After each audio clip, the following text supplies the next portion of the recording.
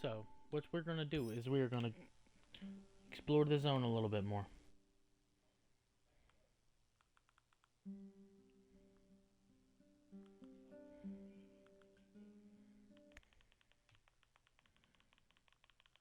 Alright, let's do this.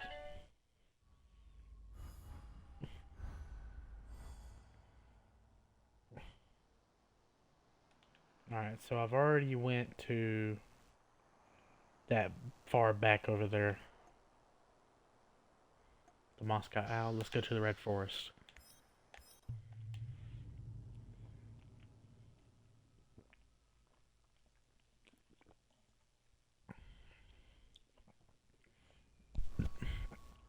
I gotta get this sounds out my head.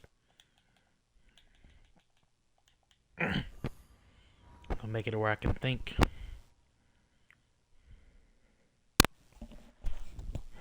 Alright.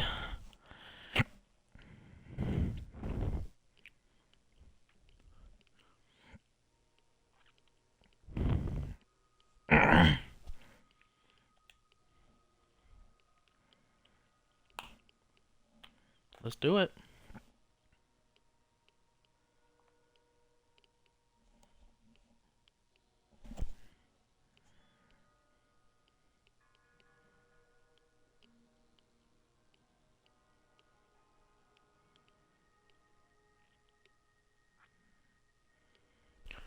Alright, so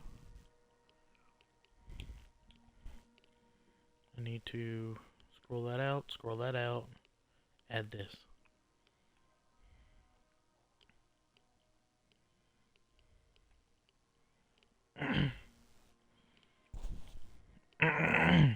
Alrighty.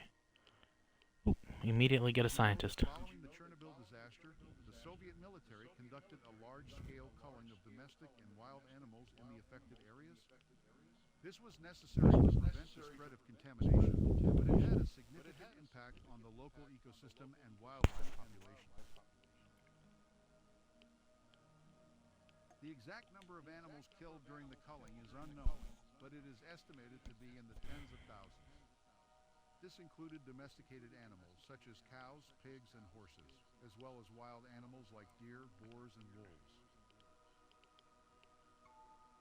Sadly, yes, the only option was to reduce the risk of radioactive contamination of the food supply. Minimizing the exposure of humans and other animals to radioactive materials was also an important goal. Some dogs and cats escaped into the woods in 1986. Their descendants are still living in the zone today, despite the radiation. Volunteers and welfare organizations feed and monitor. Cool.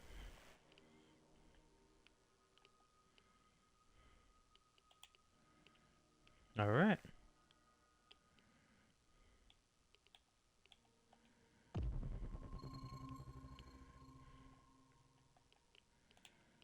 Did you know aircraft were used not only to assist in the liquidation of the disaster site, but also for cloud seeding? The military was tasked with cloud seeding to prevent radioactive fallout from reaching Moscow and other major Soviet cities. Cloud seeding is a process of introducing materials into clouds to generate rain or snowfall. Cloud seeding increases precipitation in specific areas by adding particles with additional nuclei around which water can condense. The most common method of cloud seeding involves dropping chemicals, such as silver iodide, into clouds from an aircraft.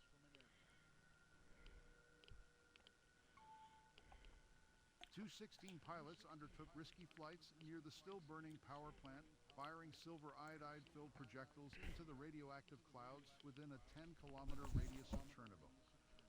They then chased the dangerous clouds away, up to 100 kilometers, into the skies over Belarusian cities like Modulo, Norulia, Gomel, Koiniki, and Brehin.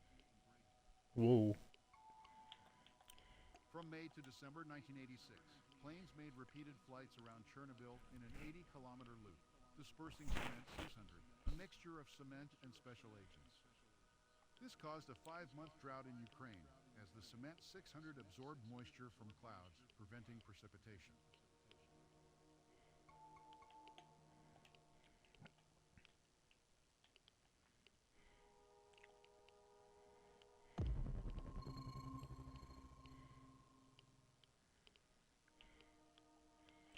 Alright, we got something we can read. When the Chernobyl exclusion zone was established, soldiers were assigned to prevent the villagers from returning to evacuated settlements. However, this was often misunderstood by the farmers, who begged the soldiers to let them return to their animals and fields. Since radiation is invisible, they didn't understand the danger. The soldiers also frequently measured crops, eggs, and other farm produce for radioactivity. If anything was deemed dangerous, it had to be confiscated and buried. However, the villagers often returned later to retrieve confiscated foods and consume them anyway.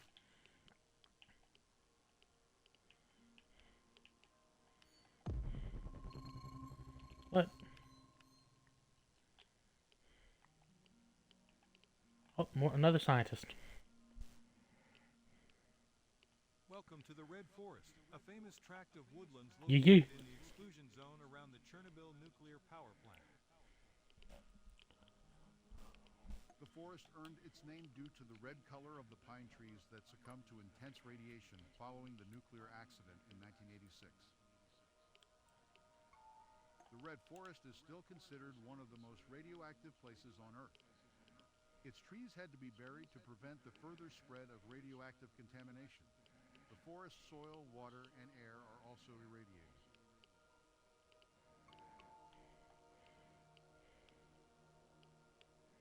Fortunately, despite the contamination, the Red Forest has become a unique habitat for a variety of wildlife, including deer, wild boar, and wolves. Scientists have also observed mutations in the local plants and animals, including genetic abnormalities and changes in physical characteristics.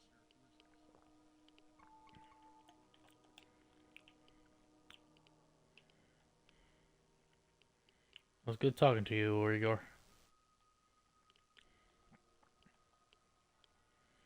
Go to the 60.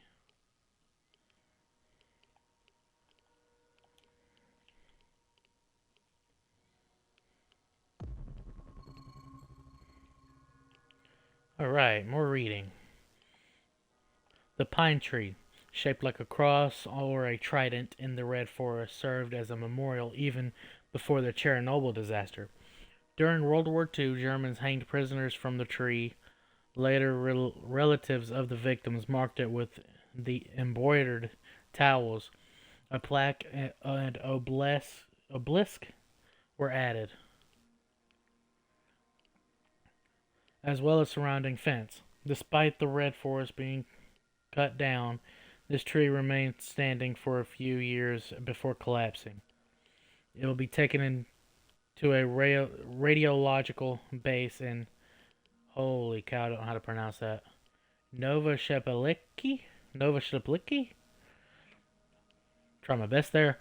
A tree symbol was used on the badge for the first Congress of the Union of Chernobyl and on the Chernobyl Savior icon.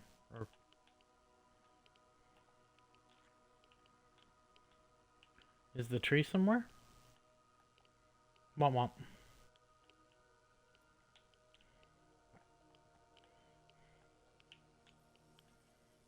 What's that? Oh man.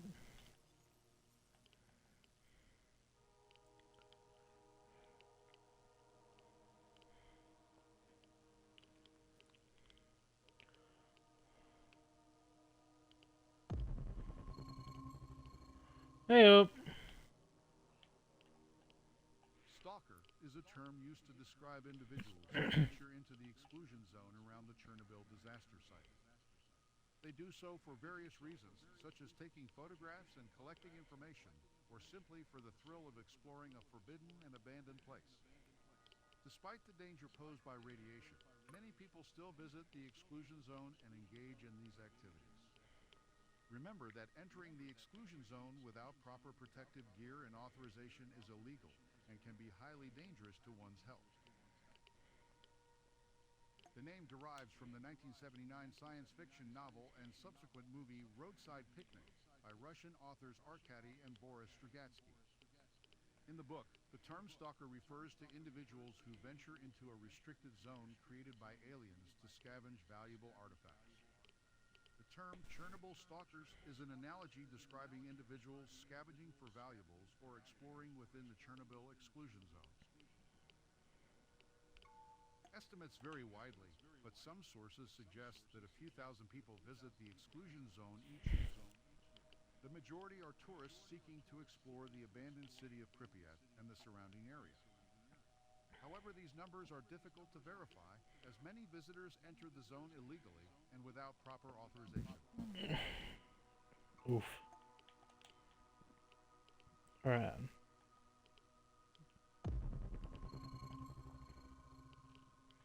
The exclusion zone holds a unique and haunting type of relic, which may be considered artifacts, dolls. If you played Chernobylite, you might have noticed the developer's fixation on them. Fuck yes, I have. These dolls serve as an eerie and unsettling reminders of the children whose lives were disrupted by the Chernobyl disaster. When visiting the exclusion zone, you may come across these dolls in unusual and unexpected locations. This raises questions about who placed them there and whether they move on their own when nobody is watching. The truth behind these dolls remains a mystery for now.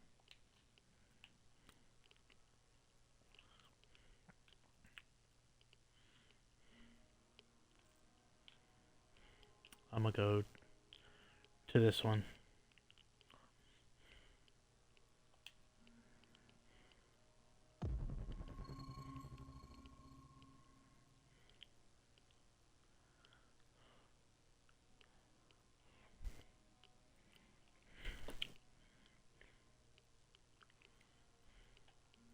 We're reading. The internationally recognized warning label for ionizing radiation was introduced in the radiation laboratory at the University of California, Berkeley. It was originally colored magenta on a blue background.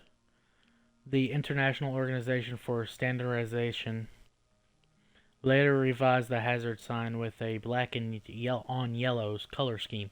In 2007, a new warning label for radiation hazards was adopted by the International Atomic Energy Agency and International Organization for Standardization, and is still in use today.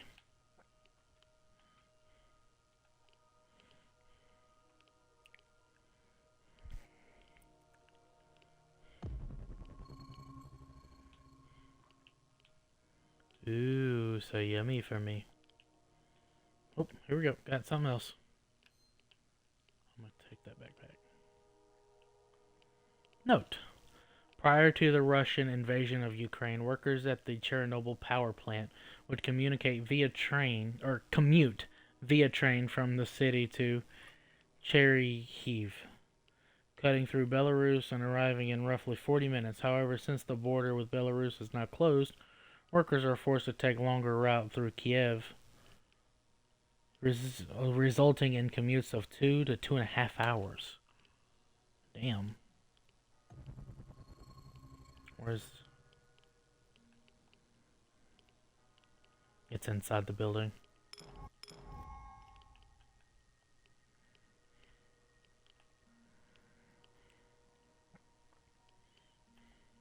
Alright. Yanov Station played a vital role in the construction of Pripyat, supplying building materials and equipment. After the Chernobyl disaster, the station was used to evacuate people from the exclusion zone. While Yanov village was demolished and buried, during the construction of the new safe confinement, the station proved essential again. Despite being closed now, the site still attracts tourists interested in solar railway equipment.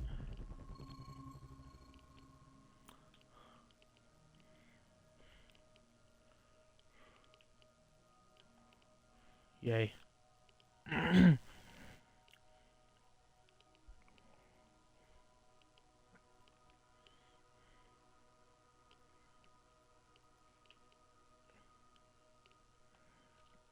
In 1998, Przewalski horses?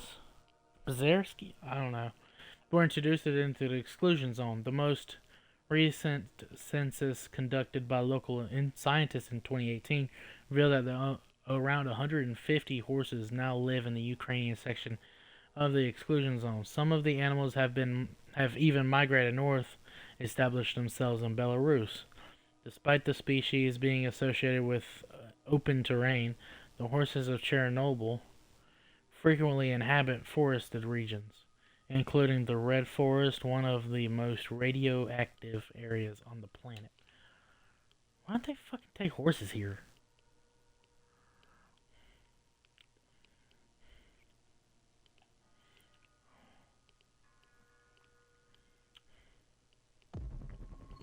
Oh, here's that helicopter crash right there. I remember that from the video game. Oh, scientist. I'm gonna read this first. After the Chernobyl disaster, it became clear that the USSR had no vehicle suitable for highly radioactive environments. A variety of robots were utilized for different tasks, including radiation reconnaissance, photography, sampling analysis, and the burial of radioactive materials. However, most robots proved unsuitable for the harsh conditions. Some well-known robots included the Clin 1, Clin 2, and the Bear, and the MVT-2. Real robots used during the cleanup are on display on a platform outside the outskirts of Chernobyl. What you see here is the claw, a large metal structure located in the Red Forest area of the Chernobyl exclusion zone. This The equipment claw? was used in cleanup and containment efforts following the Chernobyl disaster. Despite its notoriety, the claw acts as a reminder of the ongoing risks posed by the disaster and continuing efforts to address its legacy. It was used to remove radioactive graphite emitting 20,000 roentgen per hour from the roof of reactor number 3. It's still dangerous even today. It's one of the few remaining physical reminders of the scale and scope of the cleanup operation, involving thousands of workers and specialized equipment. The claw has become a symbol of the Chernobyl disaster and a popular destination for photographers and tourists visiting the exclusion zone. It depends on several factors, including the type and level of radiation, the duration of exposure, and the sensitivity of the individual. However, a dose of about 10 sieverts is considered lethal for the majority of the population. It is important to note that lower doses of radiation can have serious health effects, depending on the exposure conditions. So I take it this is the claw.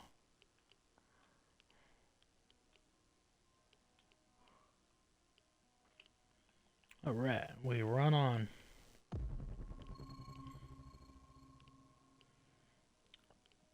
Probably should have done this one over here first.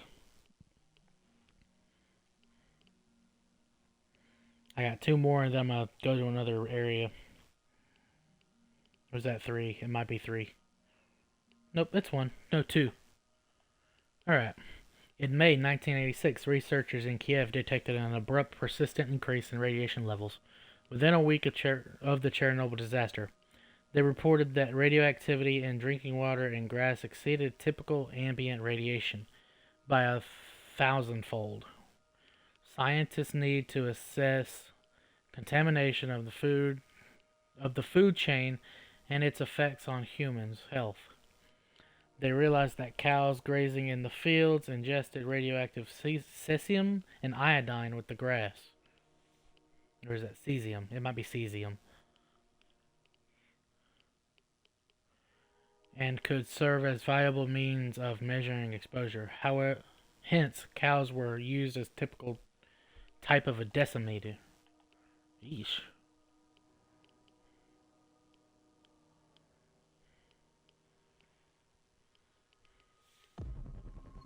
Yeet. Before the Chernobyl accident, Soviet scientists believed that people could safely live on land contaminated by up to 5 curies per square kilometer. However, this number didn't account for people in the rural areas around Chernobyl consuming local produce. Produce contaminated with even 1 curie of radioactivity could be dangerous.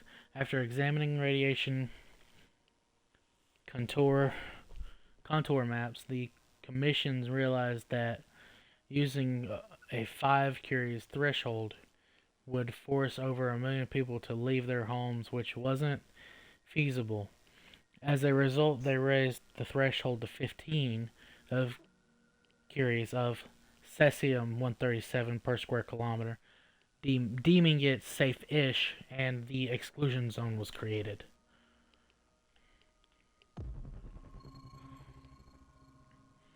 Alright. Time to go to another place.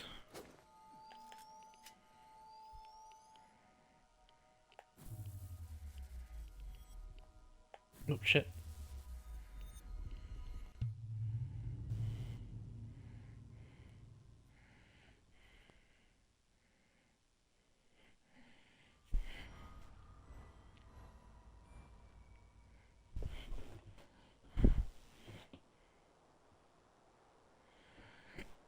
I wonder when they added this, because, I mean, granted, it's been a year since I played it. I could have just completely missed it in general.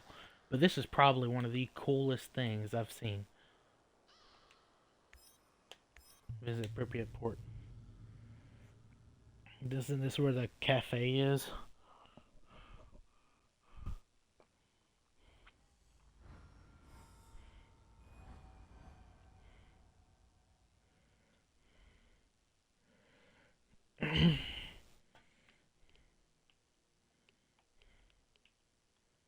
Oh shit.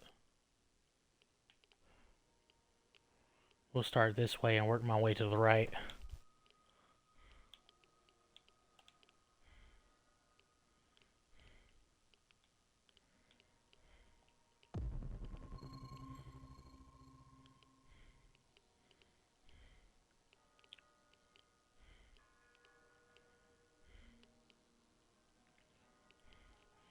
Pripyat, a city near the Chernobyl nuclear power plant, was planned to be twice its current size. New housing and expansion of the power plant to include at least 2 more units were scheduled. The 6th and 7th micro districts would have extended the city to the river. However, the intended construction site was instead used as heavily contaminated sandy plateau burial ground, consisting of 8 simple and 82 trench-style burial mounds. It still exists today, enclosed by a moat and marked with radiation warning signs. Alright, head this way. It's gonna be that building right there.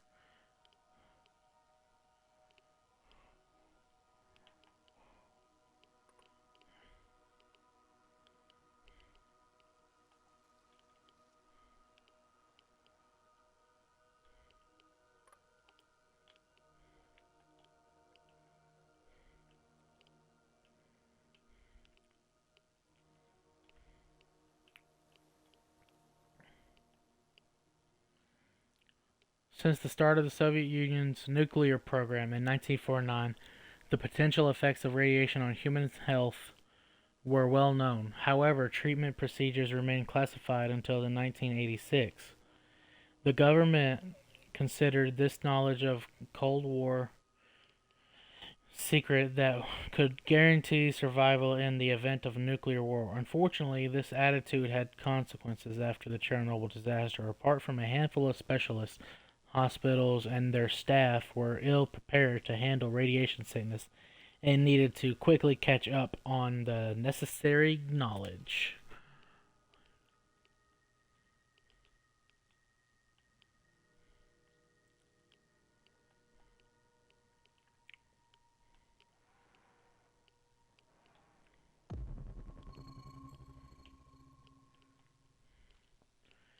Angelina Konstantinova. Okay. Angelina Konstantinova Guskava, the director of the Clinic for Radiation Medicine at Hospital Number 6 in Moscow, received an emergency call from Chernobyl at 2:30 a.m. on April 26, 1986. Medics at the power plant were seeking help in treating workers and firefighters who were already suffering from acute radiation poisoning. Kaskava was most likely the first person in Moscow to learn about the accident, which had occurred just 1 hour earlier. Ooh. No bueno. Okay, let's see what you got. Pripyat Hospital 126. It used to be one of several medical facilities serving Pripyat and neighboring areas. It was operational during the time of the Chernobyl disaster in 1986. The hospital was used to treat and evacuate the injured workers and nearby residents, but eventually became contaminated with radioactive materials. Today, the hospital is abandoned and serves as a Isn't it all the radiation shit in the basement, though?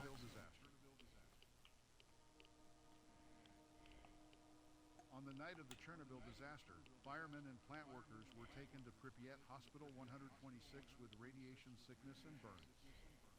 They arrived still wearing their contaminated suits and were treated at the hospital. Despite being abandoned for over 30 years, their suits stored in the basement still emit dangerous levels of radiation. Pripyat Cool. Hospital 126 had Not 2 cool, ICU but beds and several clinics and 5 interconnected 6-story buildings.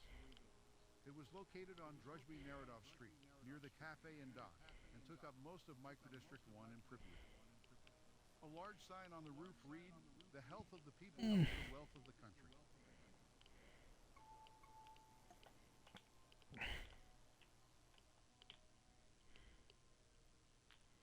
alright.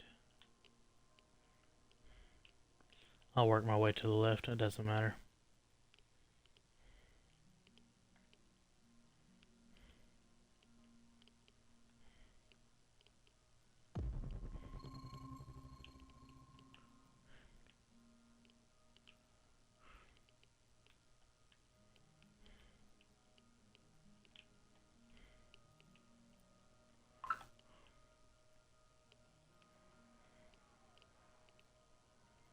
Alright. Moscow attempt. Moscow's attempt to repopulate 11 Ukrainian villages in the exclusion zone was blocked by Kiev leaders. The chief sanitation inspector of Kiev province deemed radiation levels too high for habitation, but was refuted by the minister responsible for the area. Moscow sent 5 teams to measure radiation levels, and they deemed the area safe. The chief sanitation doctor's team, on the other hand, recorded rates 10 times higher. Moscow accused them of presenting subjective information. Ultimately, the Ukrainian leadership refused to reintroduce villagers to the zone in 1989. The villages were officially declared too radioactive for habitation. Can't remember how to get down there. I need to get down there, though. Isn't it like this way?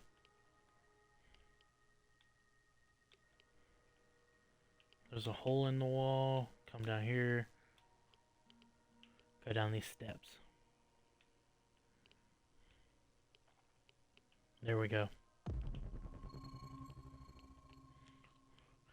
These machines dispense 2 types of sparkling water, an unflavored option for 1 Copic and a syrup option for 3 Copics. The latter took a moment to prepare by adding lemon and tangerine syrup to soda. Cups were washed on site, which left puddles around the machines. The AT100S models were the most common, while the AT101S offered more syrup options. They operated from May to September during colder months, were secured in metal boxes. Up. Did you know that Pripyat was supposed to be an Atomgrad, the Soviet city of the future powered by atomic energy, built for the elite engineers and artists?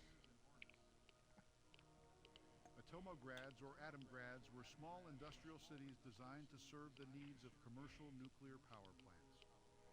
With populations ranging from 30,000 to 80,000, these cities emerged in the 1960s and 70s, mainly in the western parts of the Soviet Union. Almost all of them were located within agricultural landscapes and close to rivers, which Soviet engineers deemed suitable for building nuclear power plants. These sites were not situated far from industrial regions that required electric power, yet they had low population densities. Unlike secret, restricted nuclear facilities, Atomograd served the dual purpose of energy economy and political propaganda, and were public projects. The residents of Atomograds were well educated and socially privileged compared to the average city dweller in the Soviet Union. These cities played a crucial propaganda role and represented a particular type and stage of socialist industrial city planning and social engineering.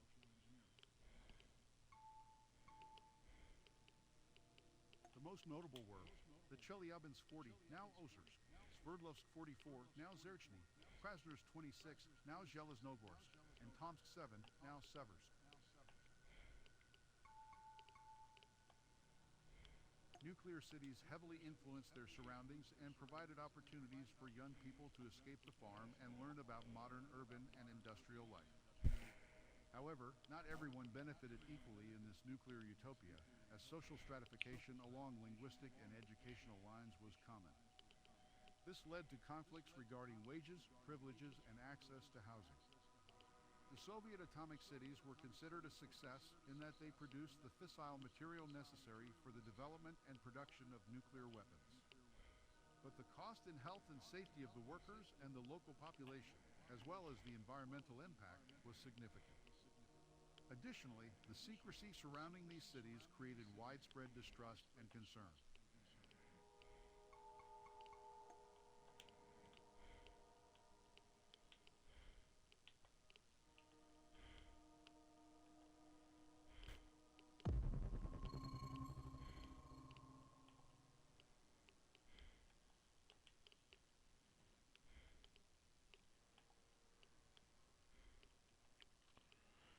The Prometheus Cinema on Kurchatov Street was a grand establishment with 1,220 seats and a unique blue and black sign above its main entrance.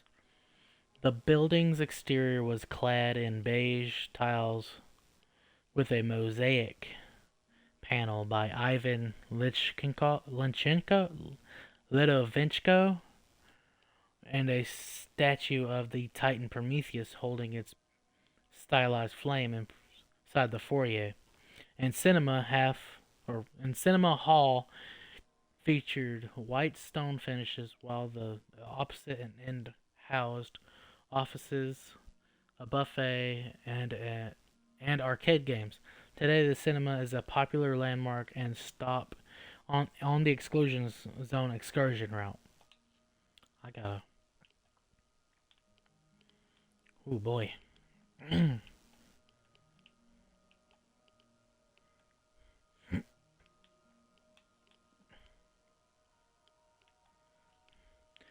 The Wormwood Star Memorial Park in Chernobyl has a lane with 188 white crosses, each indicating the beginning and the end of a settlement with that name.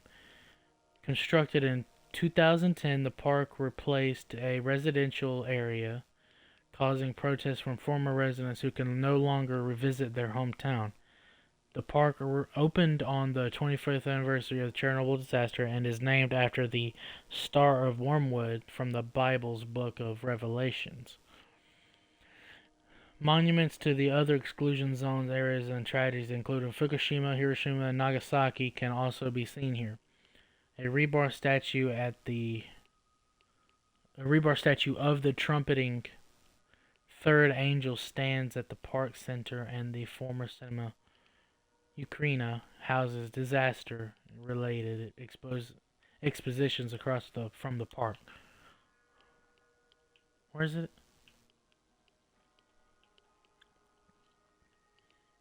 Oh, okay. Not gonna lie, that's pretty fucking cool.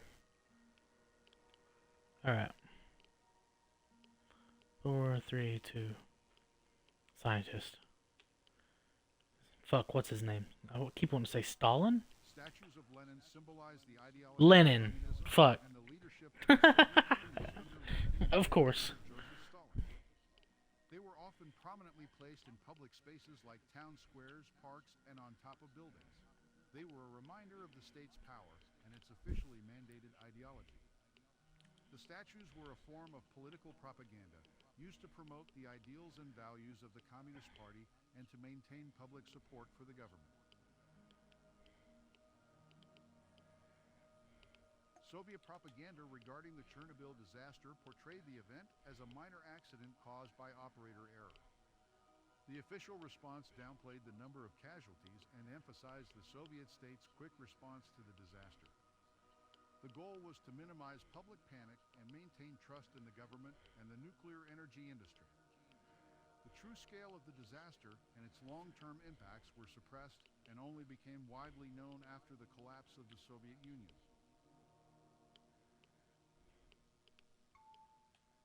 The initial response from the Soviet government was to downplay the severity of the accident and conceal information about the disaster from the public. In fact, the authorities initially denied that any radioactive material had been released and claimed that only 2 people had died. Only after significant radioactive fallout was detected in nearby countries did the Soviet government admit that a major accident had taken place. The true scale of the disaster was suppressed for many years. Only after the collapse of the Soviet Union did more accurate information become widely known.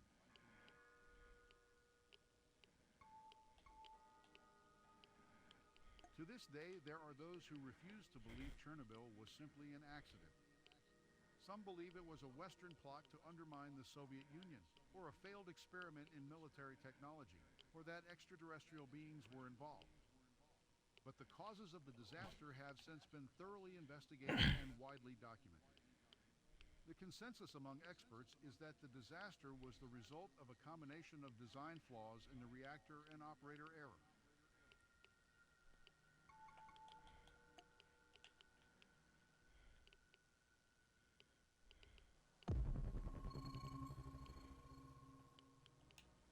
Oh, fucking course I tried it.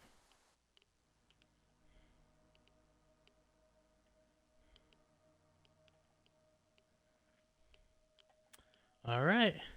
The opening of the first nuclear reactor at the Chernobyl power plant was celebrated by builders in 1977 at a cafe in Pripyat. A standard meal at the time cost approximately 1 ruble, including soup and a main course, salad, and a beverage and a bun. Cool. Cafe Pripyat never reopened after the disaster at Chernobyl NPP. It remains abandoned and is now a popular tourist destination in Pripyat. This place is really one of a kind. It offers a unique and eerie glimpse into the past. It was a place of leisure and recreation in a youthful, forward-thinking community. Inside the cafe, ornate stained glass windows added a touch of elegance, which was vastly different from the city's uniform architecture. It was known as The Dish and was a popular lakeshore hangout for young people in Pripyat.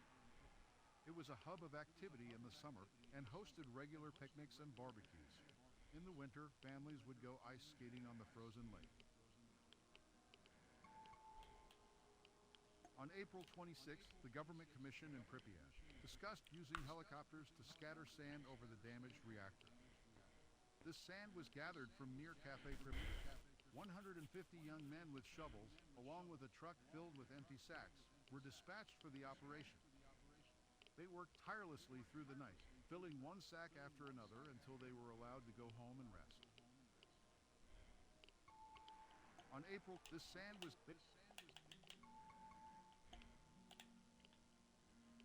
Damn. Was it? I got... I missed one.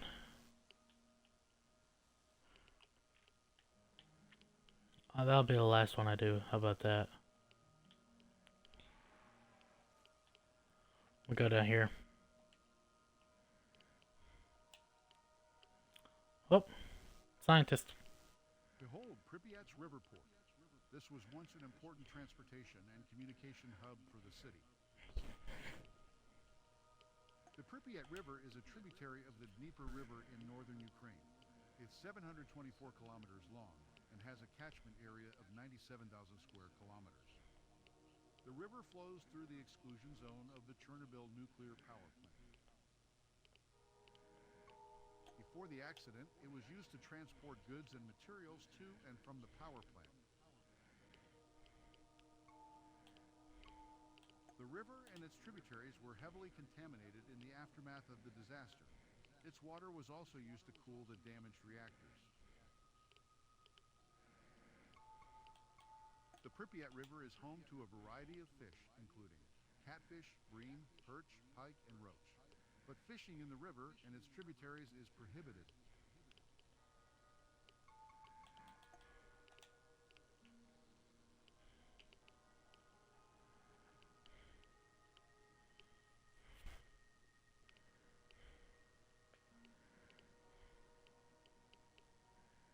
Alright. The island of ships in Chernobyl is a river fleet repair and operational base situated on a peninsula formed in by the Pripyat River. The base was used to facilitate passenger transports between Mozyr and Pripyat and Chernobyl and Kiev after the Chernobyl disaster.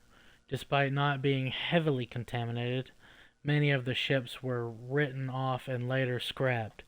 The Skadovsk, one well-known vessel, was among those decontaminated and scrapped. Today, only one patrol boat and the Stalker, remains at the river port.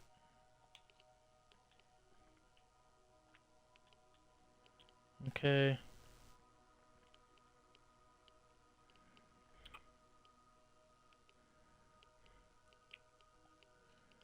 The Pripyat River, spanning Belarus and Ukraine, is 775 kilometers or 481.5 miles long, with a basin of nearly whoa. Wow, that's big. Nearly 115,000 square kilometers, 44,400 square miles. It's the largest tributary of the Dnipro River. Dnipro. I'm just gonna call it Dnipro.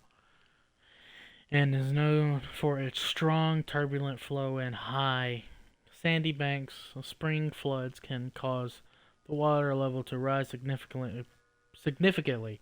Prior to the 1930s, the only way to cross the river was by ferry. During World War II, the bridges were destroyed, and the only railroad bridge was rebuilt.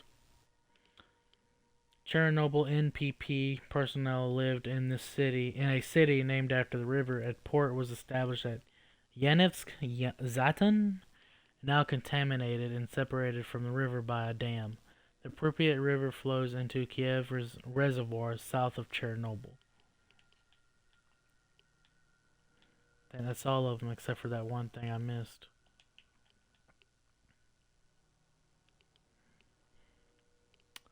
Please let this be what I think it is, though. I think it is.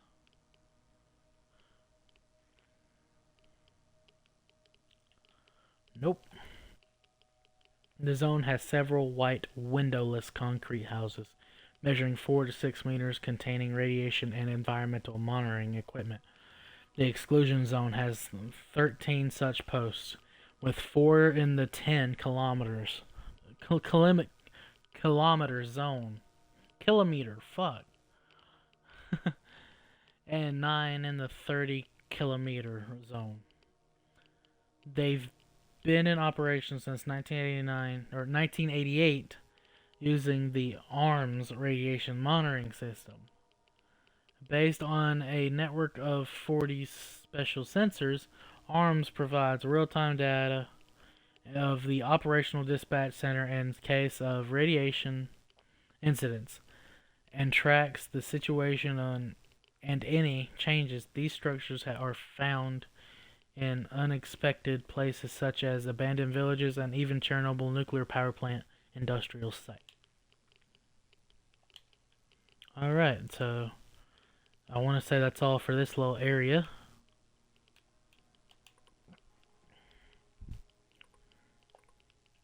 Well, I'm on the wrong one, that's why. Doy.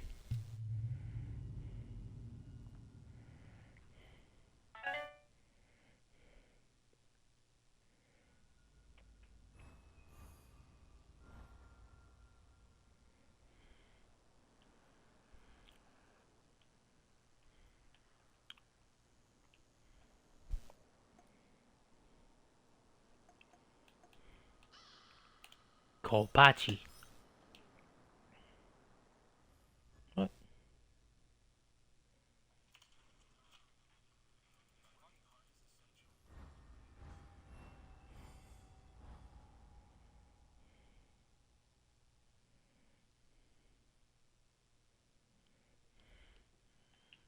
Is this... Okay, I thought this was the place that I was earlier.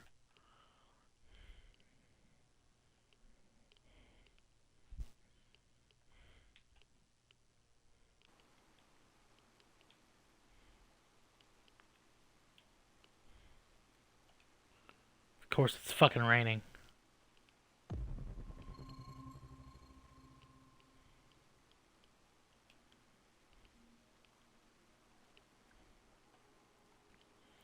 After participating in the Chernobyl cleanup, individuals experienced lasting effects upon returning home. These extended beyond medical problems, as former workers were frequently shunned by others who feared radiation. This ostracism led to the difficulties in finding or keeping employment, particularly for those who experienced health problems related to their participation. Younger individuals who aspired to start families also encountered challenges in finding partners or encountered reproductive problems. Okay, let me go over here. Wee! Can I drink it? I shouldn't say that.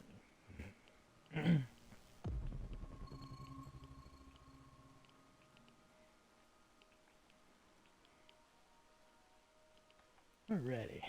Rural areas of Ukraine and Belarus, where the majority of Chernobyl fallout came to rest, were ill-equipped to deal with the aftermath of a nuclear disaster. Most villages within an 80-kilometer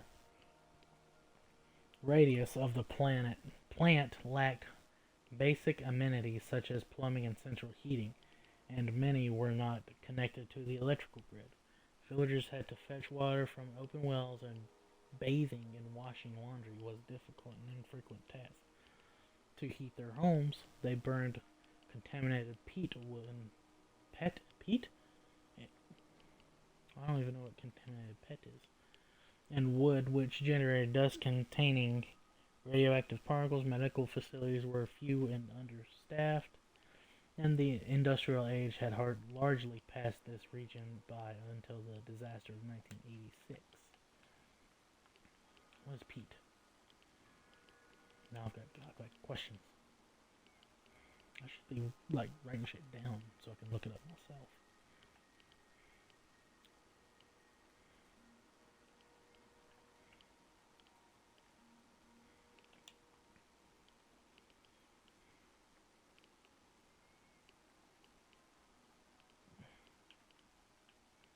Cars. In 1986, the Soviet Union extended the mandatory service of Chernobyl liquidators, who initially enlisted for 2-month term or until they had received a radiation dose of 25 Ryangin. Cleanup efforts faced frequent obstacles and robots failed, leaving human laborers to handle hazardous work. The process took longer and required more personnel than expected, leading to feelings of betrayal among the soldiers, who were now faced with another 5 to 7 months in Chernobyl, uncertain of the impact of their health and virility and future.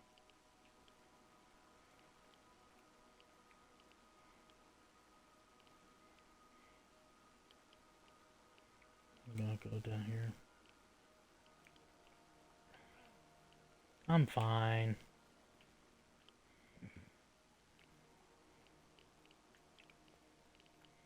Alright. Whoa, Kernikov Avruch railway line at Yanov Station is home to the infamous Bridge of Death, which provides an ideal vantage point of the view of both Pripyat and the Chernobyl power plant. Prior to the disaster, the bridge was sometimes referred to by the Pripyat residents as the Humpback Bridge. Following the tragedy, a rumor began to circulate that the individuals who had watched the disaster from the bridge on April 26th had received lethal doses of radiation. Another rumor states that a motorcyclist who attempted to evade a city blockade was killed by an armored vehicle on the bridge. This was the origin of the moniker Bridge of Death. Well, fuck. That's not right. We're gonna go left to right here.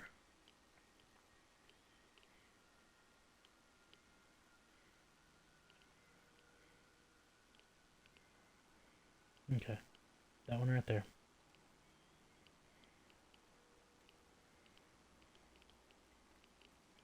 Scientist. Welcome to Kapachi, a village located near the city of Kapachi. Chernobyl nuclear power plant. Kapachi was heavily contaminated by radioactive fallout and was evacuated and abandoned shortly after the accident. Kapachi is located about 5 kilometers southwest of the Chernobyl nuclear power station. It's one of the closest settlements to the plant.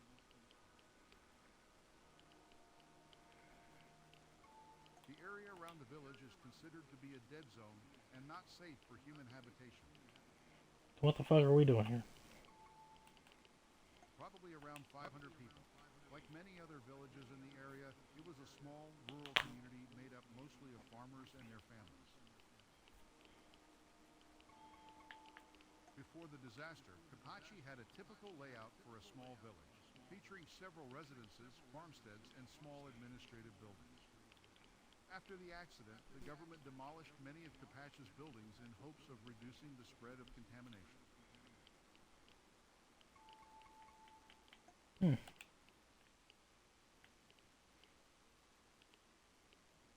we go. The high number of radiation-related health problems and early deaths was largely due to the over 600,000 emergency workers of all professions passing through the exclusion zone in the years following the Chernobyl disaster. These are in addition to 120,000 inhabitants evacuated at the time. This significantly increased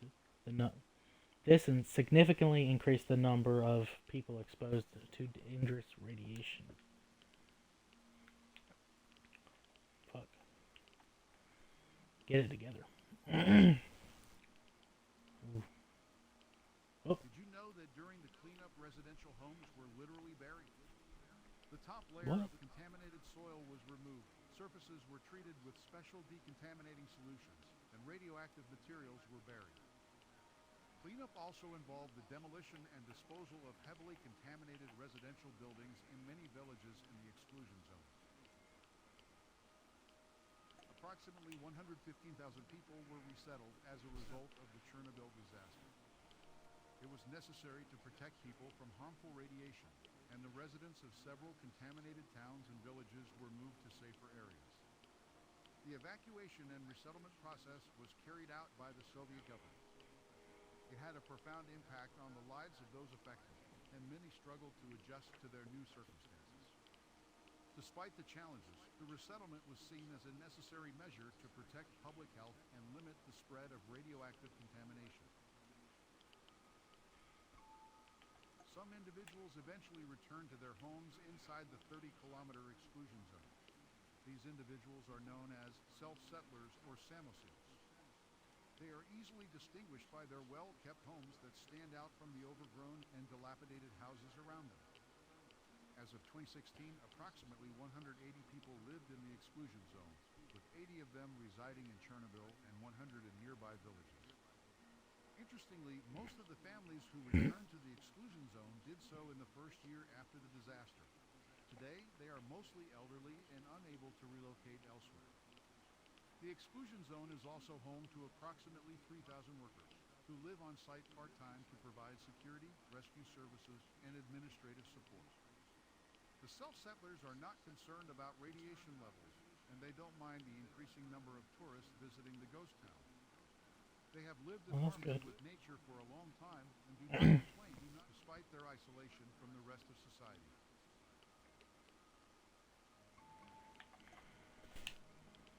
I mean, I guess if it was good enough for you back then, it's good enough for you now, yeah?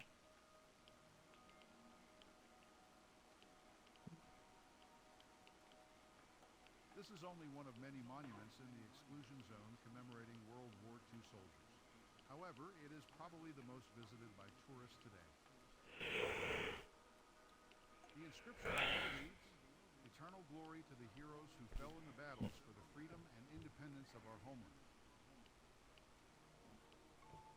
The names of Kapachi residents who died in combat in World War II, as well as those soldiers who died during the liberation of Kapachi in 1943.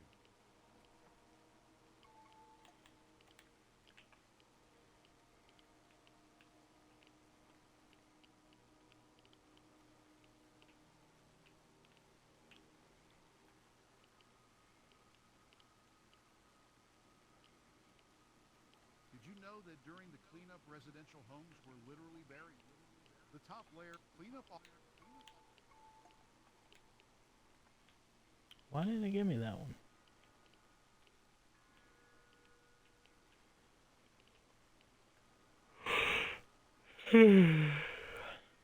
Man. What's this way? Can I go this way? I can. But I can't go no further. Can I? Nope. Don't want to die.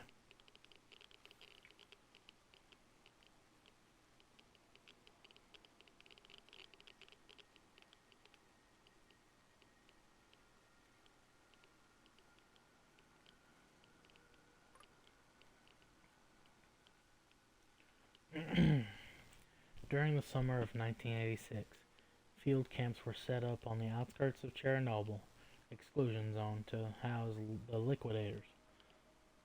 While these camps have since been removed, the land still retains enough radioactive residue to trigger a dosimeter.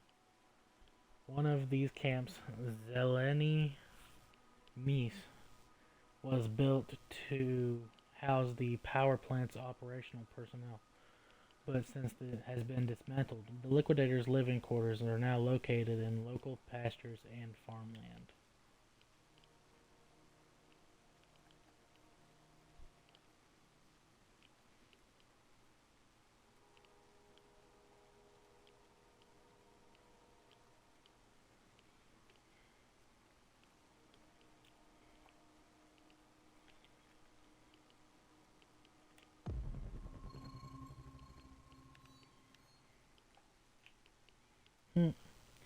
The S-75 anti-aircraft missile system, oh shit, was developed by the Soviet Union in 1957 to target flying objects traveling up to 15,000 kilometers an hour at altitudes from 3 to 20 kilometers.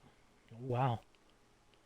The Volkov, introduced in 1961, was an important component of subsequent missile systems and provided air defense for Chernobyl 2 and the nuclear power plant. The area around Volkov contains remnants of various vehicles, including the Caterpillar tractor and overhauled ZIL tank truck and the mysterious motorboat. Today, a mobile squadron employs the Buck anti-aircraft system for air defense support around the nuclear power plant. Kinda wanna see it. Okay, so I got like 5 more.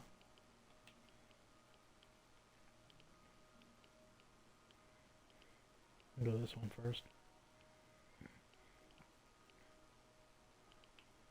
Where's that? It's right there on the swing.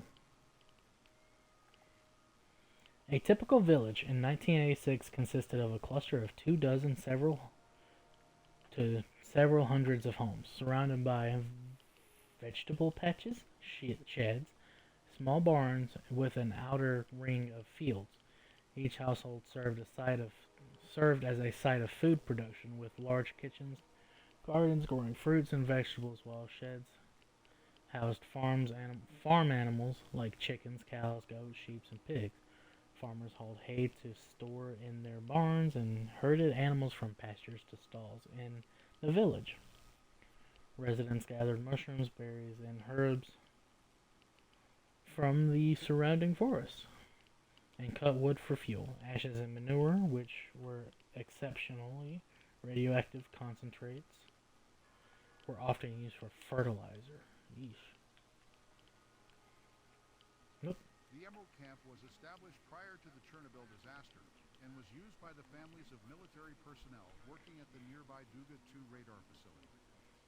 It served as a summer camp for children, providing them with a chance to spend time in a forested, rural environment and participate in recreational activities. The So it's camp continued basically to like a operate summer after camp. the disaster, but the surrounding area was eventually designated as part of the exclusion zone due to high levels of radiation. It was mostly destroyed by forest fires in 2020. What you see is a virtual reconstruction of the original. The Young Pioneers were a massive Soviet youth organization for children aged 9–14. It was founded in 1922 and was modeled after the Scouts. The aim of the organization was to educate and politically indoctrinate young people in Marxist-Leninist ideology and to promote Soviet patriotism. The Young Pioneers offered young people opportunities for physical, cultural, and social development, encompassing activities such as camping, sports, and arts and crafts. They also participated in political and social events and various ceremonies and parades. Membership was seen as a rite of passage for young people. The organization was dissolved in 1991 with the collapse of the Soviet Union.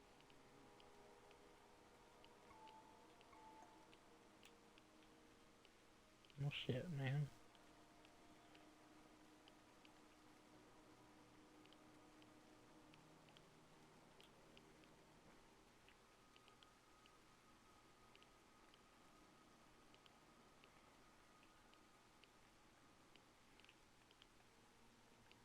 Okay.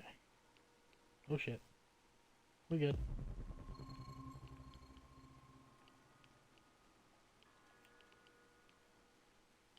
Okay, I can see.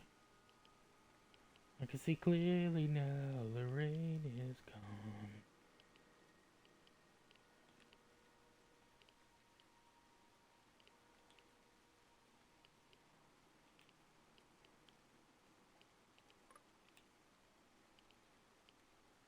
Damn. Wait, this is that preschool, ain't it?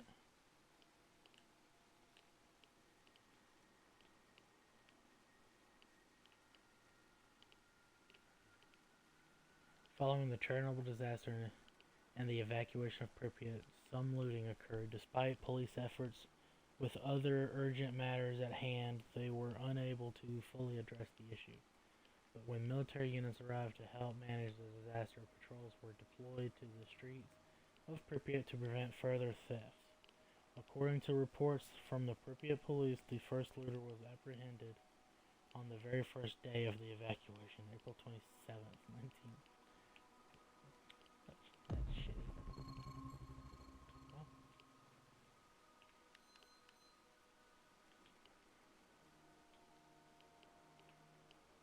in the next room. After the Chernobyl disasters, Ukrainian officials became increasingly frustrated with Moscow-based scientists ignoring the severity of the situation on the ground. The first group of evacuated children showed signs of radiation trauma, and 30,000 children in Kiev province were placed under medical observation due to high exposure. The children and grandchildren of Kiev leaders and scientists were exposed to the city's contaminated air. Citizens sent letters and visited leaders. Offices daily. Citizens sent letters and visited offices daily, urging action. Despite this, based on a bad advice from Moscow, Ukrainian party leaders delayed evacuating Pripyat and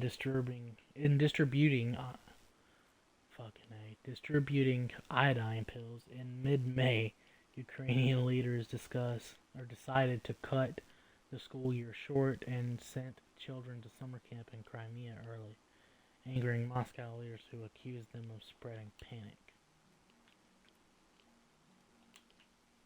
It's been so long since I read like this. I'm starting to get fucking brain rot. Where is that last question mark? It's right there. And it's probably a fucking scientist. Thank Christ. Apache Kindergarten is one of the last buildings standing in the village. It was abandoned and remains in a state of disrepair, but is still a popular tourist spot. Most other buildings in the area have been demolished, and the ruins buried due to high radioactivity. You can read on the tin plate on the facade that it was built in honor of the 50th anniversary of the Great October Revolution in 1967. Typical preschool curriculum of the era emphasized the development of social skills and physical coordination. The basics of language, mathematics, and natural science were also taught. The curriculum was designed to prepare children for primary school and to instill a love of learning and a sense of civic responsibility. Unsurprisingly, it also aimed to promote Marxist ideology and values such as collectivism and equality. Yes, iodine-131 is especially dangerous for kids. Young thyroids absorb this radioisotope very quickly. Overall, children's cells divide more rapidly than adult cells, increasing the risk of cell damage from radiation exposure. Additionally, children's organs, bones, and tissues are still developing, which also makes them more vulnerable to the effects of radiation.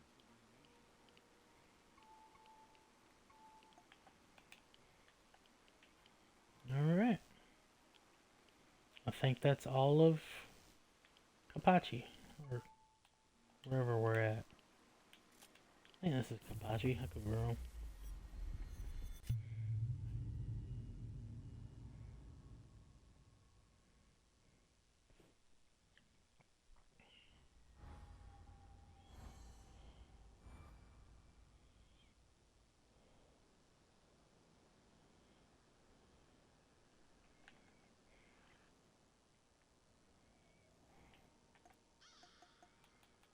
Yeah. Pripyat Central. So I've already been to, I think it was here. We'll see.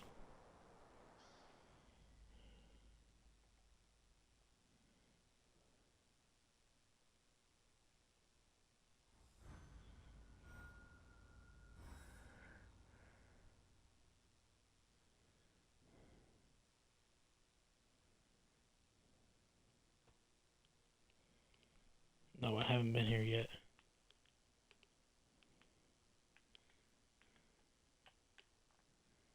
I already know where I'm going first, though.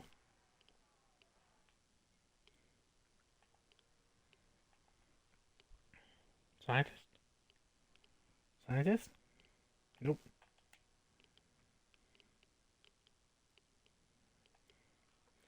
The familiar Soviet telephone booth began appearing in cities in the 1970s. This was long before the invention of the cellular phone, and not everyone had access to a home landline. These payphones were very popular, with a single call costing 2 kopecks.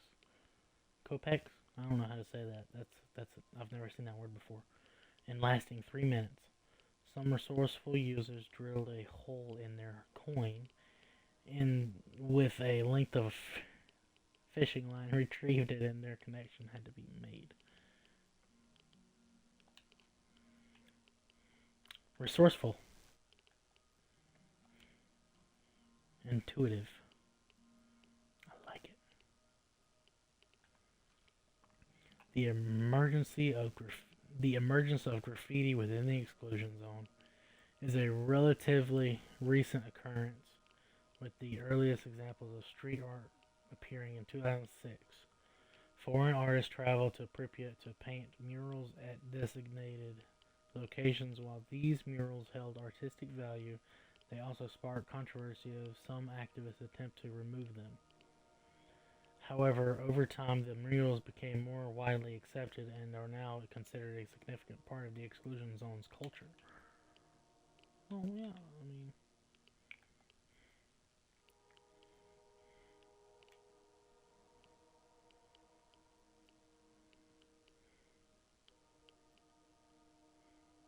here we go. The Palacia Hotel was built in the 1970s to accommodate party officials and guests visiting the nuclear power plant. After the Chernobyl disaster, Pripyat was evacuated and the hotel abandoned. Today, the Palacia Hotel is one of many abandoned hotels in the exclusion zone and a popular destination for tourists exploring this ghost town. The hotel was used as headquarters for the liquidators and their operations. Spotters used the roof to coordinate helicopters dumping sand and boric acid and directed machines into the exposed reactor core. Rumor has it that Gorbachev stayed at the hotel once when he came to check on the progress of the liquidation. The hotel is located on Lenin Square and used to be part of a complex that included the hotel, the Palace of Culture Energetic, a department store, and a diner. There were also plans for a cafe on the top floor of the hotel, but it never opened.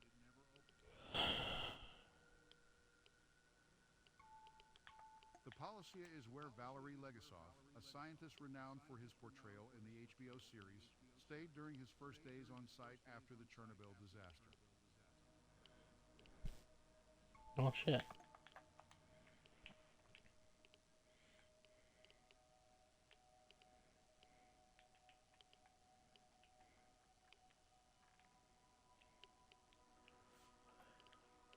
Foxes are among the many wild animals that began repopulating the zone when the humans left.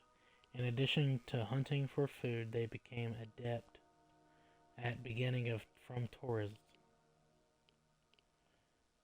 One such fox has his own Facebook page. His name is Semyon, and you can meet him in various places around the zone.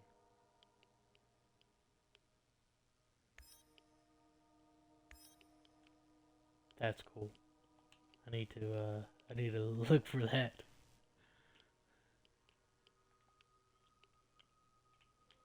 Alright. I'm gonna go out this door because that's simpler than I thought I saw somebody walking over there. Alright, we're gonna just try it out this way for a second.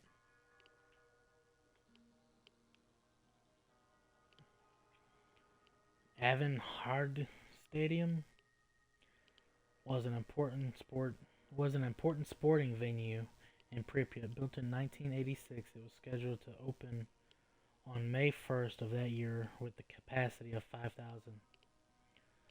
The semifinal match of the Kiev Oblast Cup was to be contested between the builder team from Pripyat and the Mashtraya from Borodyanka.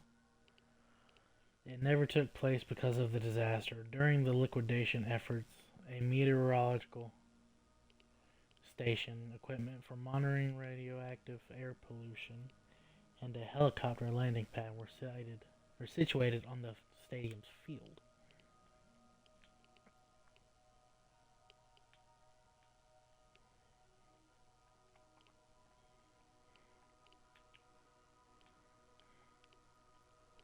Alright, I'm gonna go in here. Where's those stairs? Oh.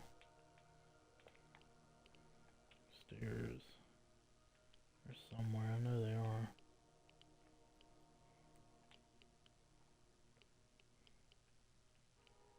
Fuck. I might be at the back of the building. Oh shit. God, those scared the fuck out of me. Oh, scientist. Hell yeah. Oh, wait a minute. I just came in right here. I didn't see him. Oh, I've already talked to him. Have I? Palace of Culture Energetic was the cultural center of Pripyat. It was built in the 1970s and is one of the largest structures in the city. It was a locus of cultural, educational, and sporting events. After the Chernobyl disaster, the building was abandoned along with the rest of the city, but its ruin remains there to this day. Was a play on words referencing the power plant worker and the positive energy of the Pripyat community. In 1988, the Soviet Union had over 137,000 palaces of culture. They were large community centers established during the Soviet era. The Palace of Culture Energetic hosted discos every weekend. These events were named Edison II after the electronic music equipment. They were very popular among the residents of the city. After the disaster, the Energetic was used as a technical building for the liquidators.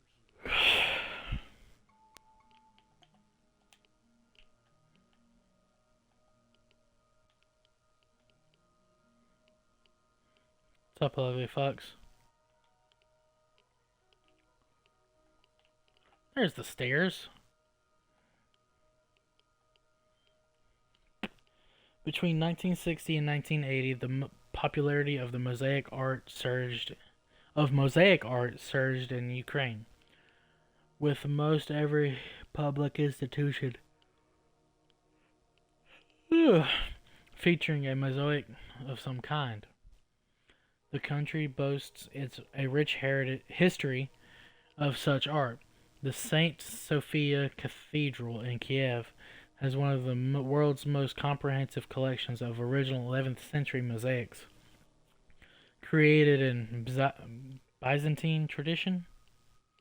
In particular, Pripyat, the youngest city in Ukraine, was adorned with small mosaics, all crafted by the master Ivan Lichenko,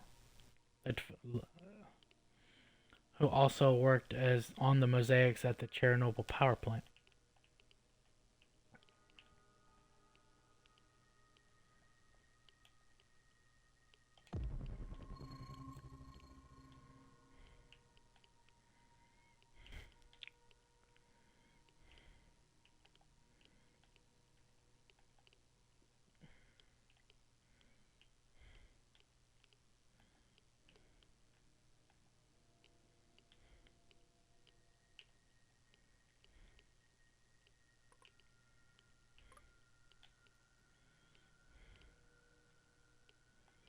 I can't remember shit.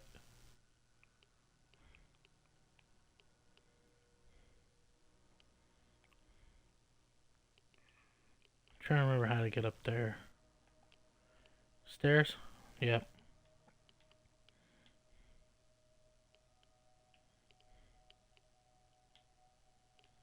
Is there nothing up here, really?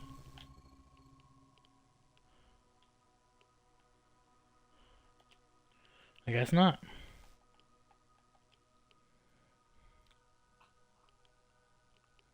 Really?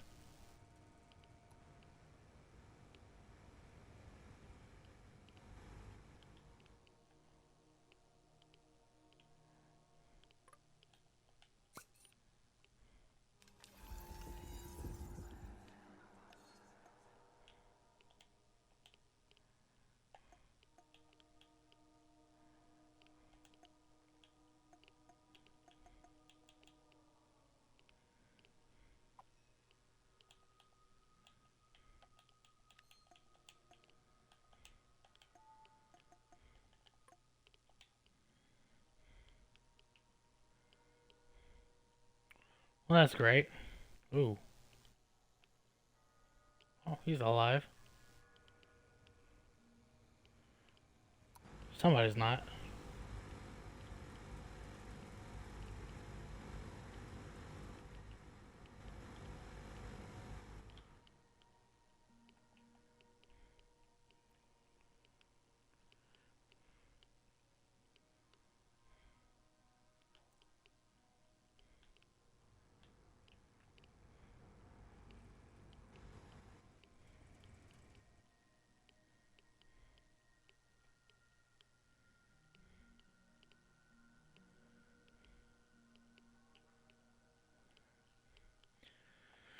Political officers visit the soldiers' camps during the liquidation efforts, giving ideological lessons to boost morale.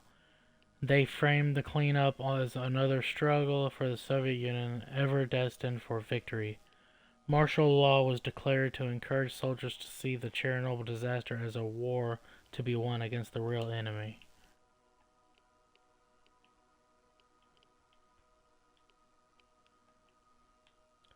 What happens if I die?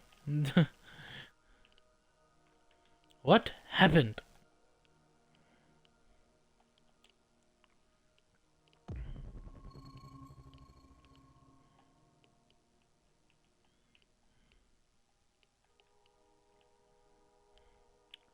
I can't fucking really see shit with all this blood on the screen, and I can't.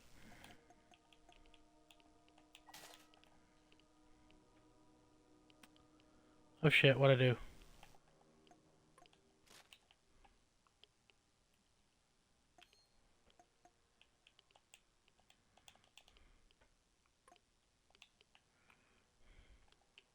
Oh, that's why I can't use it. It does it automatically. During the Soviet era, literature was widely available, but good literature was scarce and often costly. Pripyat, city of the future, was slightly better off in this regard. Its bookhouse was stocked with a diverse selection of publications, including bestsellers, but after the city was abandoned, the books were left to decay, some still in their original packaging, and most succumbed to time. Today, these books remain unread and unappreciated, slowly disintegrating with each passing day.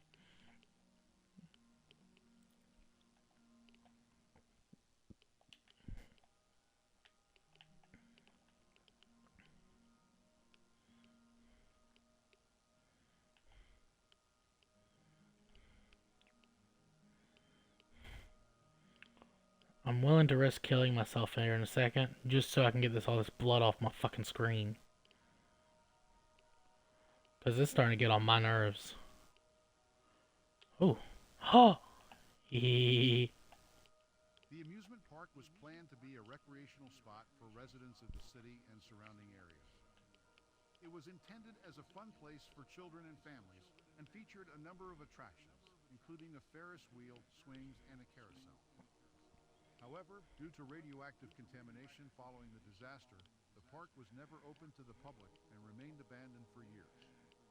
Some of its attractions are still standing, though they are severely deteriorated and contaminated with radioactive materials. Ironically, the grand opening was supposed to take place on May 1st, just days after the disaster. Some claim the park was partially open for a couple of hours before that day to distract the citizens of Pripyat from the accident at the power plant.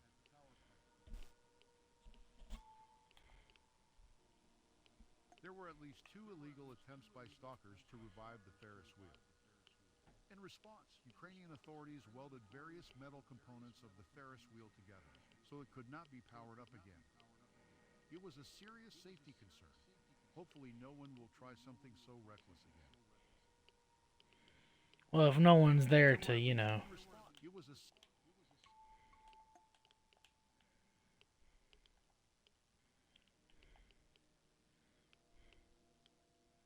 Of course, it's a fucking scientist over here. The Ferris wheel is an abandoned amusement park ride located in the heart of the ghost town of Pripyat. It is also an iconic symbol of the city. It's a popular tourist attraction. Along with other rides, it remains in its original location, overgrown with vegetation and slowly turning to rust. The Ferris wheel was never used, as the disaster occurred just days before the city was set to officially open the amusement park.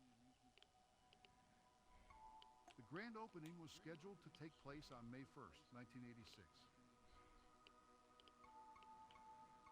It's 24 meters tall and would complete a full rotation in 5 minutes. It was intended as entertainment for children and to provide a view of the city. The amusement park grounds served as a landing pad for helicopters taking part in the liquidation.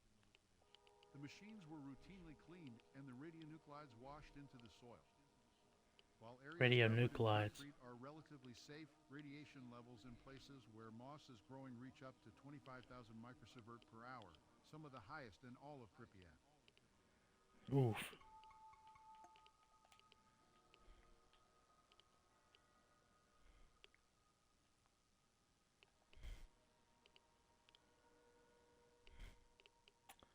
So there is something up there.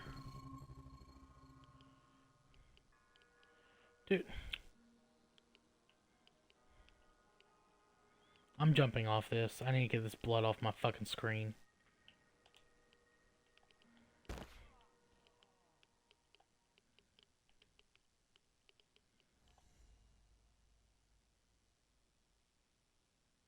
What? Housekeeping.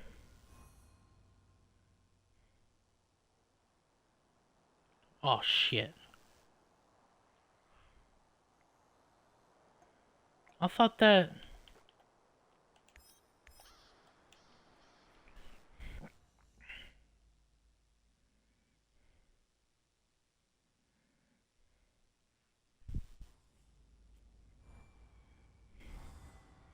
Hopefully everything's not a question mark.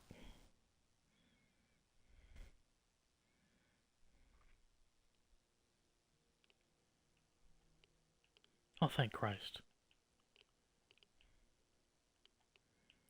It kind of left me where I left off. That's good.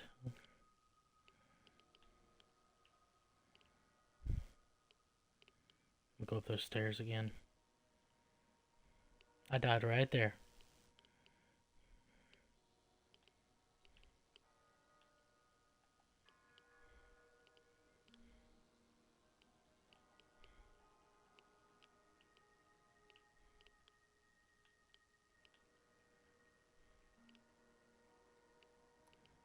Where is it at?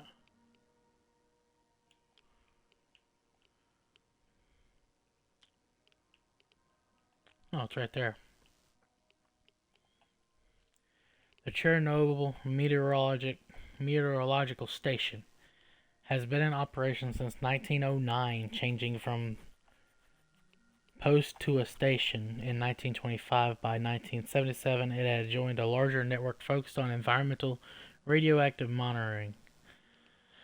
During the 1986 disaster, this station was among the first to report on the extent of environmental radioactive pollution. Since May 1988, the station has continuously monitored parameters such as wind, pressure, temperature, humidity, and radiation levels. The staff of 7 work as a team of 3 on the 15-day shifts. Nice.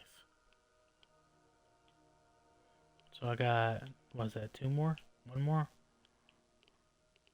2 more.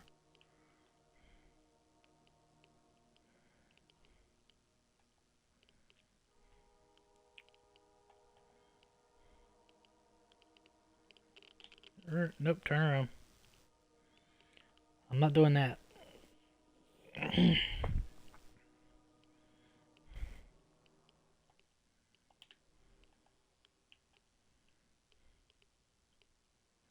3 more. No, that's 2. No, there's 3. Fuck, it's hard to see.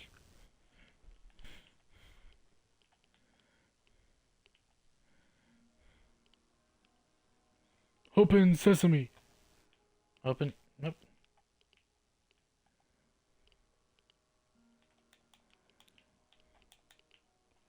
There's gotta be stairs. Loop. Alright, where are we? We're going... I think I'm gonna do these 2 first, because I guess they're closer. Oh my god, missiles.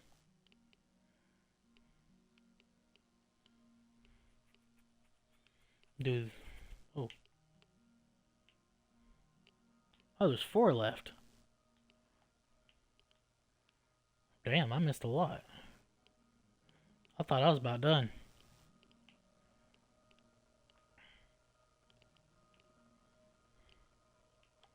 And here we have a scientist. Did you know that more than 600,000 people were involved in the liquidation effort in the aftermath of the Chernobyl disaster? An extensive cleanup operation was carried out to control the release of radioactive materials and contain the spread of radioactive contamination. The effort involved hundreds of thousands of workers, referred to as liquidators, who cleaned up the area around the damaged reactor. They also built a sarcophagus around the reactor to contain the remaining radioactive materials. Removing debris and radioactive material. This involved cleaning up the area around the damaged reactor and decontaminating buildings, roads, and other structures. The liquidators were also involved in the construction of a massive concrete sarcophagus designed to contain the remaining radioactive materials. They worked to decontaminate the evacuated areas around the power plant and to make them safe for resettlement. During a later stage, liquidators decommissioned the damaged reactor, including the removal of damaged fuel rods and the sealing of the reactor core. They continue to be involved in monitoring and maintaining the containment of radioactive materials at the site. This included the sarcophagus and the spent fuel storage facilities. The liquidators also assisted in the evacuation of over 100,000 people from the surrounding area and the relocation of affected populations. The over 600,000 liquidators faced significant health risks due to exposure to high levels of radiation. Many of them have since suffered from a range of health problems, including increased risk of cancer, cardiovascular disease, and other illnesses. In addition, many have also reported mental health problems, such as anxiety and depression. The government of the Soviet Union provided some compensation and medical support to the liquidators. However, the exact extent of the health impacts and the number of deaths related to the disaster is still unclear. The Chernobyl disaster's impact on the health of the liquidators continues to be a source of concern and the subject of ongoing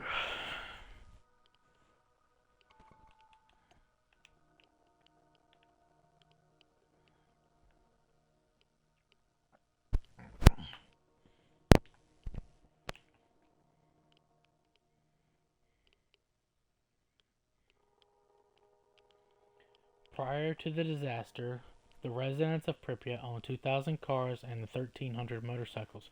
While some were driven out of the city, the majority were abandoned or buried in designated areas.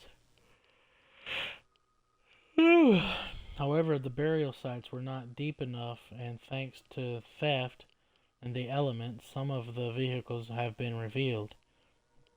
This area come to be known as the Field of Miracles because cars would appear to miraculously grow from the soil.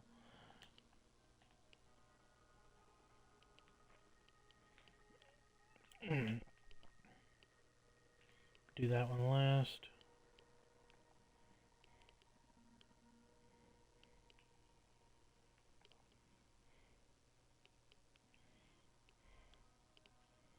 Robots played a crucial role in the Chernobyl cleanup because radiation levels made conditions difficult or impossible for humans.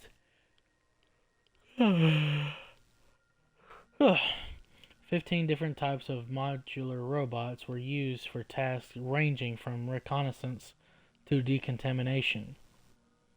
Popular robots can include the Kylin-1, the STR-2, and the Mobot HHV. Some, such as the amphibious bulldozer Komatsu, were not suited for the harsh conditions. Visitors can see real robots used in the cleanup and special exposition platform near Chernobyl. Okay, so is that...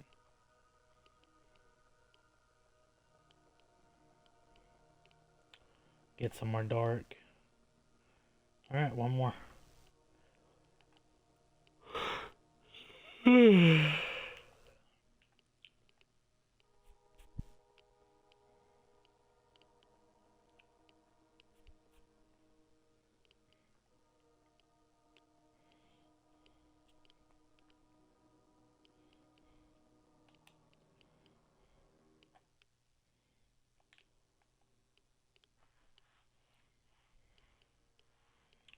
I think I got a couple more maps to read up on.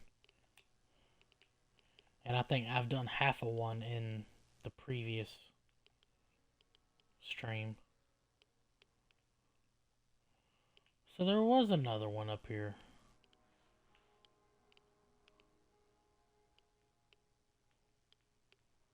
Where's it at? On April 26, 1986, the militarized fire department in Chernobyl received a report of a fire within 10 minutes. Firefighters arrived from Pripyat HPV 6 equipped with only basic gear. By 4 a.m., the fire on the machine hall roof was under control, but all 10 HPV firefighters tragically lost their lives due to radiation exposure. Their bravery prevented the fire from spreading to the third power unit, although no one realized the extent of the accident or radiation at the time. You fuckers, wherever y'all are. Whoa.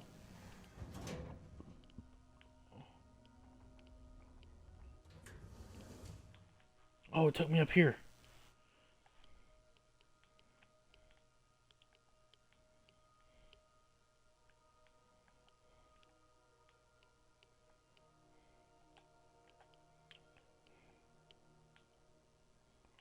Isn't there a way I can go higher? I want to say there's a roof I've been on.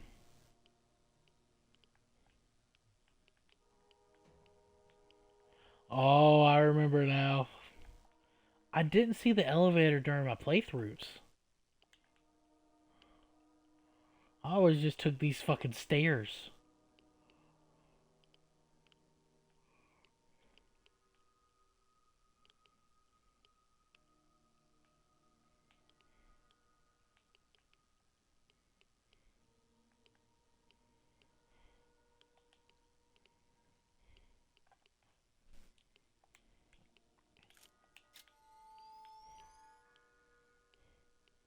Later, nerd.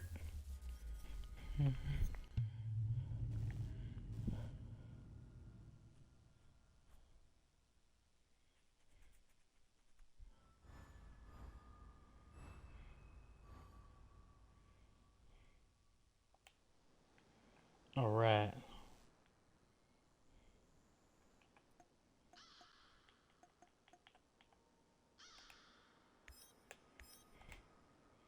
I think this is the place I've done in the last live stream. It was at the very beginning. With the train and... No? The station? Or was that... Oh. Oh shit, I didn't do nothing here. I thought I did.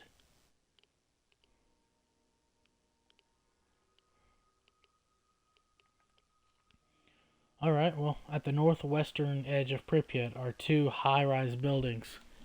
The one closest to the checkpoint was named Fujima by exclusion zone workers in 1990s. After their shifts, they would often climb the 16-story BPS 6-panel house and watch the sunset, which made the abandoned city look less ominous.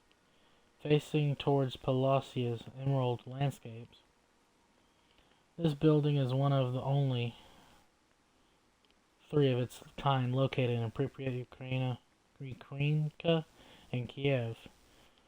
On an 8th floor balcony, ornithologists discovered a kestrel's nest, and the list of tenants from 1986 written in the black lacquer paint on a stainless steel can be found on the 8th ground floor.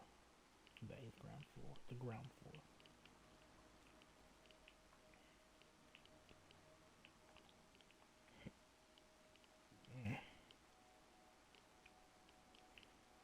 So yummy for me.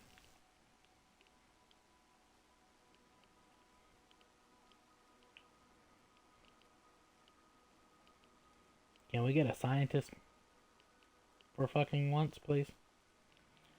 The militia building in Pripyat, which spans 4 floors, is situated in the heart of the city. Prior to 1986, the crime rate was relatively low, with the militia primarily handling cases of bicycle and boat theft, as well as wrangling drunks. I mean, if that's all you got to fucking worry about, that's not bad. Following the nuclear accident at the power plant, the militia's workload increased significantly,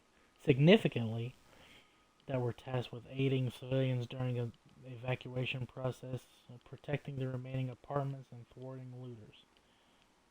That same year, the authorities began to fence off all deserted areas of the city with barbed wire to implement and to implement alarm systems and checkpoints.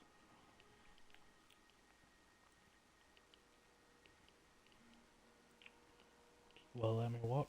No. Should be going. Is it this way? Ah, that's so cool. Dankeschön. School number 3 is one of 5 secondary schools in Pripyat, located on Sportivnaya Street next to the indoor swimming pool. The school had modern amenities such as music and sports facilities.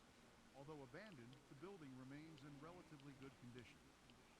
It sustained less water damage than other schools in the city. The wooden window frames are still in place, but the cast iron radiators are gone. With its central location and variety of spaces, this school is a fascinating place to visit and a reminder of the hundreds of children who once attended it. It's notable for its collection of gas masks, which have since been scattered on the floor by looters scavenging silver from the filters. The Soviet-made child-sized masks were meant to protect against nuclear, biological, and chemical NBC attacks and were kept on site during the Cold War. It was very modern by Soviet standards at the time. The building was supposedly designed by Kiev Scientific Research Institute of Electrotechnical Physics, like many other schools in the Soviet Union. According to the historical records, the classes were not immediately canceled when the news broke. The children received some iodine pills and were allowed to go home a little early. That was it.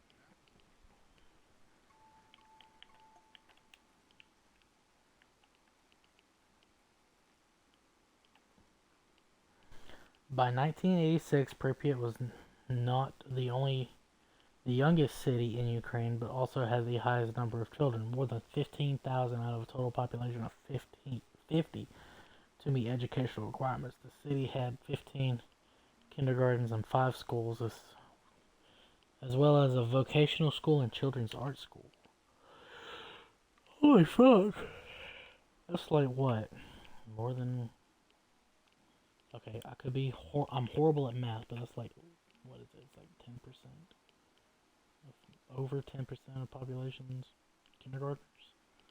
That's fucking crazy.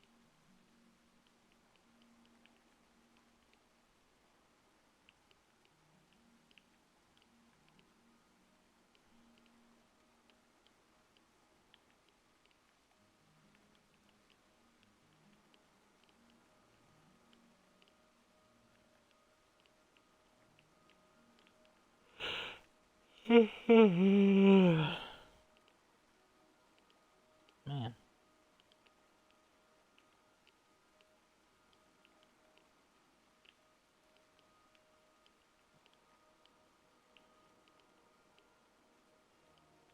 Is there a way I can get behind this bitch?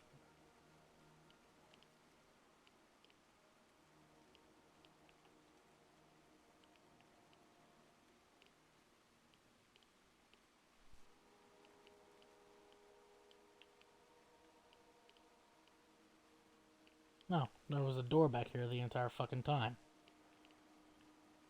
I'm just blind as fuck, boy. Indoctrination was a crucial element of education in the Soviet system. From a young age, children were taught about the forefathers of communism, the leading role of the party, and the foundations of socialist society. Teachers instilled the values of total submission of the individual and the collectivization of action. Such classes were ubiquitous in every republic of the Soviet Union, as well as Eastern Bloc countries like East Germany and Poland. Music lessons played an important role in youth education.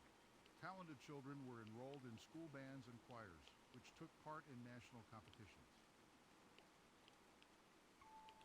Meetings, concerts, and art presentations, and every other aspect of the school's cultural life took place here. In fact, various groups held their meetings and rehearsals here every day. The grand piano on the stage was used for accompaniment. This is a standard setup for every school in Pripyat. Mathematics was the foundation upon which the Soviet Union's technical development was built. As early as primary school, the brightest pupils, under the vigilant eye of their teachers, advanced their skills in science. The best of them attended secondary schools, and later went on to renowned universities to become scientists or engineers. But none of this stopped the Soviet Union from building a malfunctioning nuclear reactor. The faulty design they used was intended for the production of weapons of mass destruction, not for civilian applications, by the way. Mathematics was the foundation upon which the Soviet Union's technical development was built. As early as primary school, the brightest,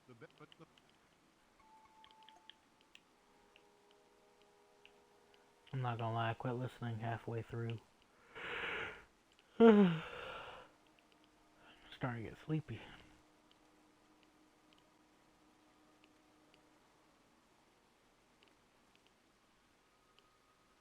1 week after the accident, 3 checkpoints were established on roads leading to Kiev, and every arriving car and truck was checked.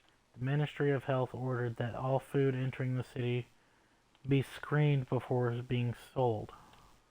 The city officials set up labs in the dairies to ensure the safety of the food supply. Officials ordered vegetables in comparatively uncontaminated areas and used food stocks from before the accident when possible. They also monitored the city's drinking water, shut down open-air markets, and established radiation labs and shops.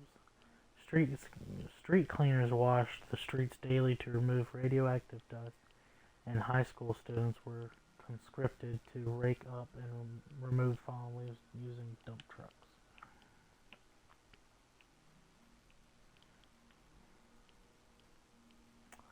Alright, I think I'm going to do these 2 more right here, and I'm going to call it a stream. We'll do the rest later. The pool. Big pool.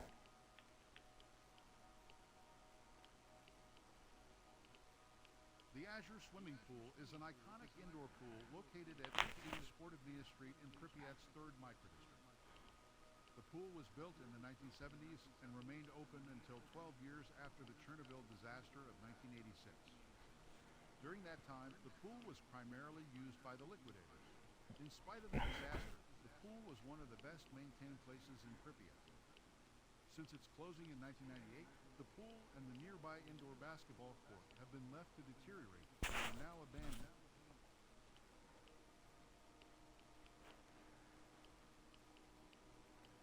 Before the accident at the power plant, Pripyat was a rapidly growing city.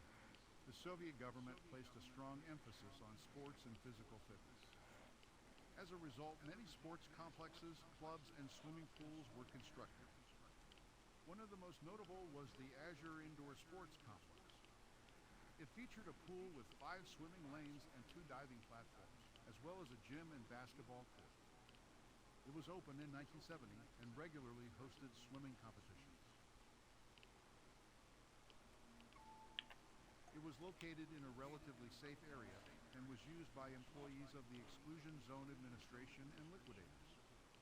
The pool was closed in 1998 due to the shutdown of the 3rd reactor, which meant hot water was no longer supplied to the city.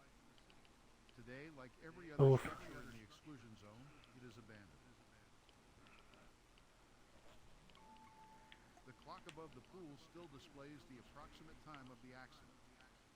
Electricity and water were cut off to most buildings in the city, but were later restored in facilities where government officials were working, including Lazarus. On one of the walls, the word "rain" is written in graffiti. Where's the clock at?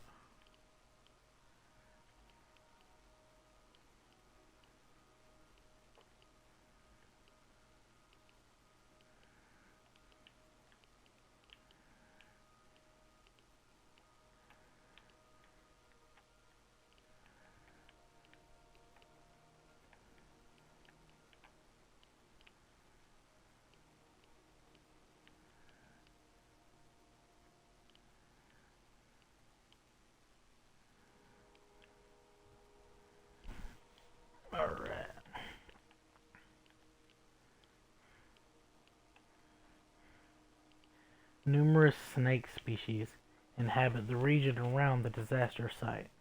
Among them are European adder, Vipera berus,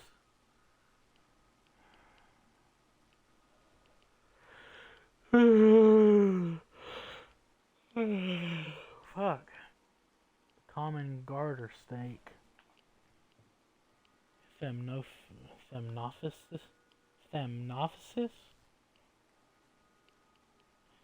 Certalus, and the grass snake, Natrix natrix. It's not uncommon to come across entire colonies of snakes in the area. Interestingly, Japanese researchers have employed rat snakes with fitted tracking devices and decimeters to measure radiation levels in the vicinity of the Fukushima nuclear plant. That facility suffered 3 nuclear meltdowns in March 2011 as a result of tsunami. Alright. I think this is going to be it for this one. I am starting to get sleepy. We'll pick it back up next time. Until then, adios.